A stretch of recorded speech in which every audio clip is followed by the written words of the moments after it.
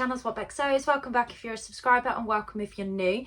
Today's a Friday Sews and I'm going to talk about what I've been up to with you. I hope you're all well, I hope you're all happy and I hope you've all had plenty of time to sew. Happy Friday. It's Thursday from Becky HQ. We are in my sewing space and it feels really lovely to be out here. Now I have been in the office today, so I am actually wearing appropriate clothing. I'm not sitting here in my scruffs with my hair just shoved back up, which feels quite nice because normally when I appear on the screen I am somewhat in scruffs with no makeup on. So it makes a nice change for you guys anyway. So I have been doing a little bit of sewing this week. I'm going to talk about what I've been sewing, what my plans are for the coming week, what I'm up to this weekend as well. So stay tuned, get a cuppa if you want one, because I think it might be a bit of a long one. So let's talk about the first thing that I have sewn up this week. So I have been talking for what feels like forever about the Tilly and the Buttons Thea trousers.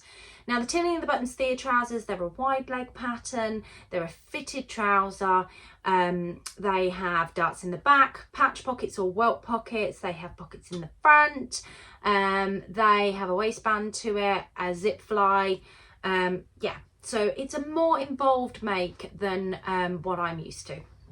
And you will know because I shared last week that I've been made an unwearable toile to just basically check the fit. And as part of that fit, I realised very quickly that I needed to do a belly adjustment.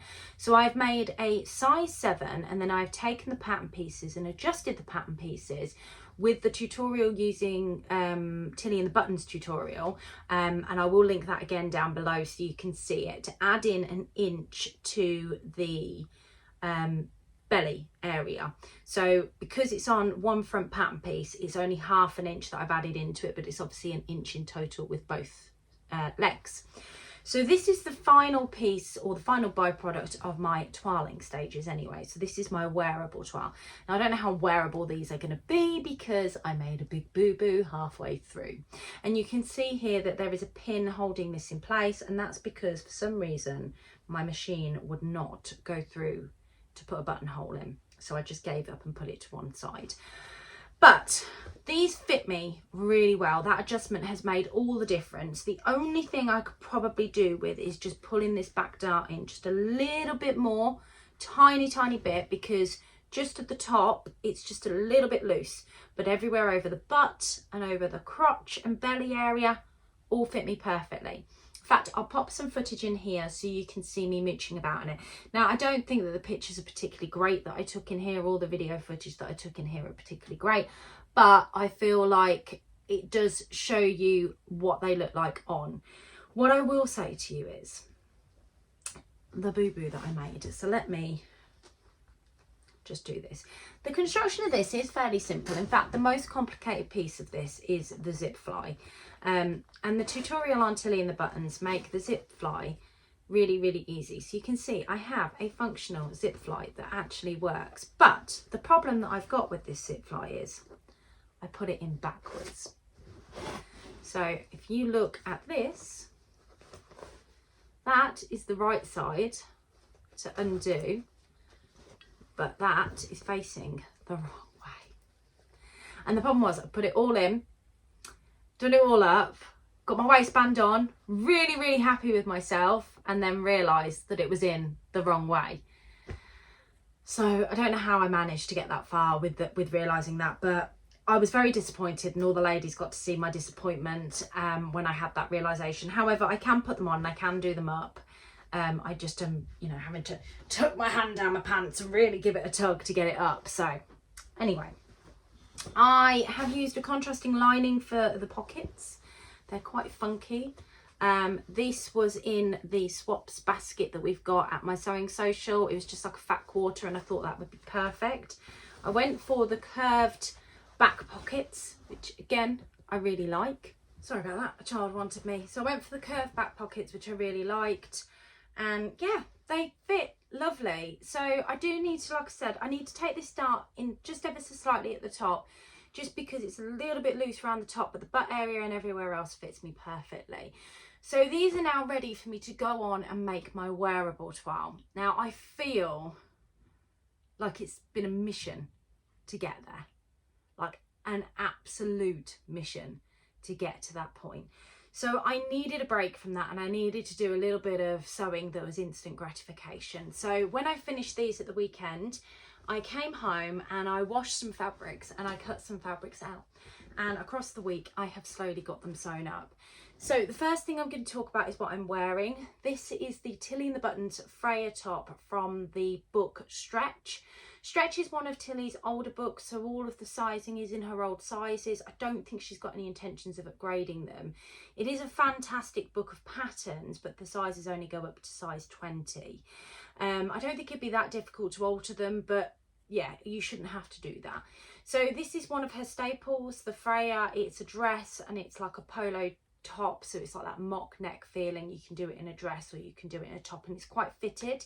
Now I have made this so it fits me, but I have kind of graded out here, just tapered on the curve, just to give me a little bit of looseness. Now I'm wearing these with a pair of ready to wear trousers. These are one of my favourite work pairs of trousers, and I think this is so appropriate and perfect for the interviews that I have been doing. Because it's in a viscose jersey, it's a much drapier fabric as well, so it gives a really different view on the Freya to what I'm used to for having a really stable fabric. And then obviously it's this wild print too, which I absolutely love, and I feel like for a simple pattern, it's a statement piece in my wardrobe, and I have felt great at work today wearing it. I felt really confident and what have you. So managed to whip this up in about 45 minutes. It's such a quick and easy make. There is a bit of hemming to do on the arms and on the bottom, but the rest of it you can whip up on the overlocker. Yeah, and I make a size 7, but I do make a 4 across the shoulders and taper out into a 7. Because it's fitted, I taper out into a 7, but normally I sit between a 6 and 7 for Tilly's patterns in the top half anyway. So what else have I been making this week? So I tried a new to me pattern that I'd purchased last year. This is the Ellie and Mac Sarah wide sleeve pattern.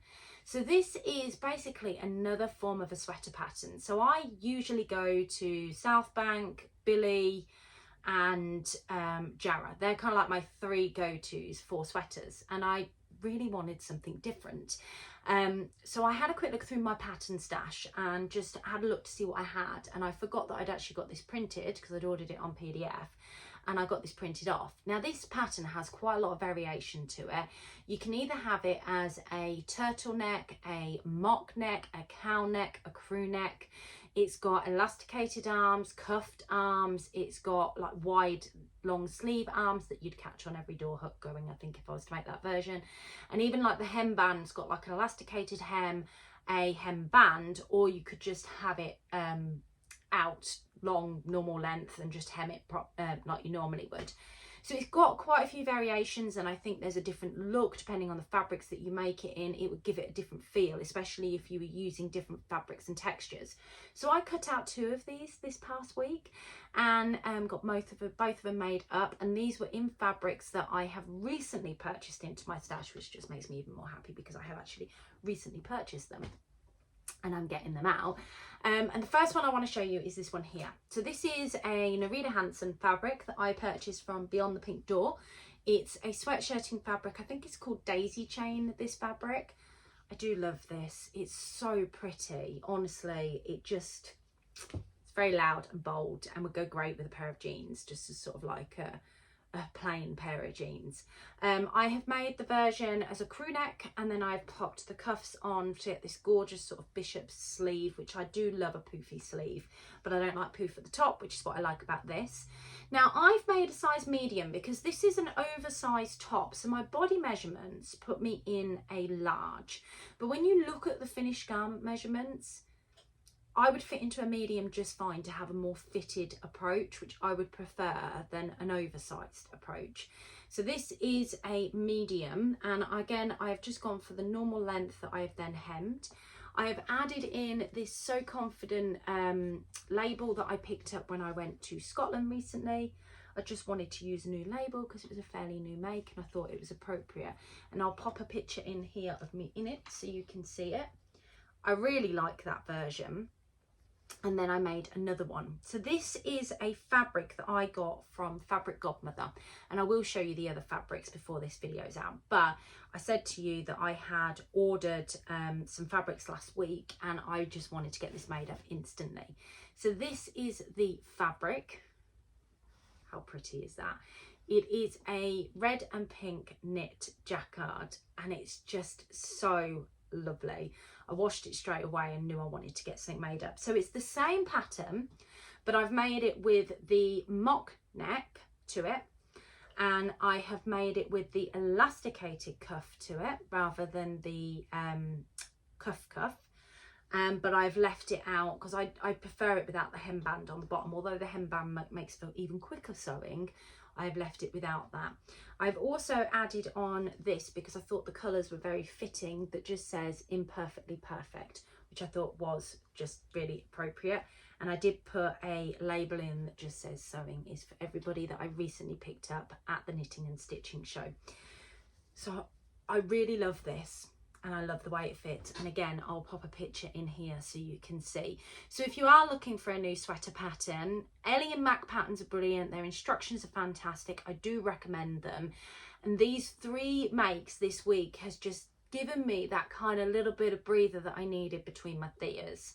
So my plans for this coming week are to actually get my leopard print Fabric Godmother Theas made up and just get that out the way now, because that's how I feel about them.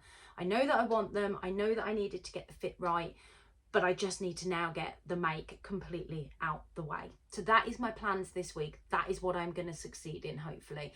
Now this week's going to be a busy week for me because obviously it's the ramp up, because at the end of next week, we're at the end of the month, and I said all the advent calendars would go out the first week of November. So I am going to be jazz and wow crazy most of this week, getting the advent calendars all packed up and ready to go. I've got a few more pieces to finish making just to get my numbers done. And it's looking like I'll have 3 or 4 calendars left over, but I'm not sure at this point whether that will actually happen. But if I do, I will let you know in next week's vlog and pop them up on the website after I have finished packing the rest up and got all the ones that I needed to ship down. So that is going to be my focus from a sewing perspective and my main focus for the coming week. So what am I up to this weekend? I am off to sew Brum. I don't need any more fabric. I don't need any more sewing stuff, but I'm off to sew Brum because I just want to go and have fun and spend time with friends. So I'm going to try and not spend anything outside of what I earn from my YouTube money. That is literally going to be all that I spend this week if I do spend anything. But like I said, I don't need anything. So the rag market, I know that I will end up picking stuff up. There will be some lovely things there that will be between £1 to £3 a metre, really inexpensive.